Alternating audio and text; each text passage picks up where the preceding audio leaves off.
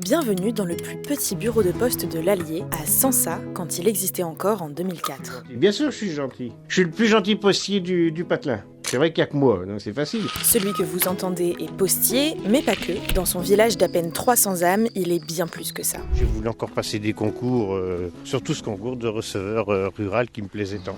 On faisait la tournée le matin, dans le village, et on tenait le guichet l'après-midi.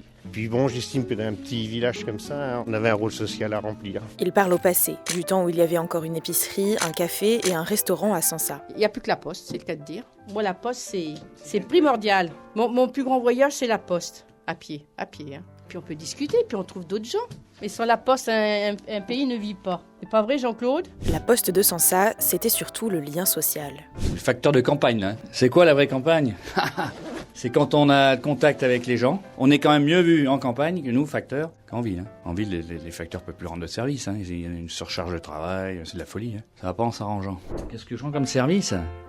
Je sais pas, moi je leur emmène des timbres, déjà, je leur poste leur courrier, ça m'est arrivé de faire n'importe quoi, hein, de changer les tringles des rideaux, leur faire des bricoles, de changer les bouteilles de gaz quand elles sont vides, les personnes âgées, voilà, éventuellement leur emmener du pain parce que le lundi, le boulanger passe pas, ou il y a pas de tournée, c'est important, ça. Enfin, pour moi. Derrière les services rendus se cache surtout la lente mort des services publics dans les campagnes. On essaie au maximum de rester pour maintenir un tissu de service public. Je suis fonctionnaire, ça me donne des droits, mais j'ai aussi des devoirs vis-à-vis de ma clientèle. On est quand même payé par les gens que vous avez en face de vous, donc la moindre des choses, c'est au moins de les servir comme il faut. Puis si je peux leur sortir une bêtise ou deux, je suis content. S'ils partent avec le sourire, on a gagné quelque chose quand même.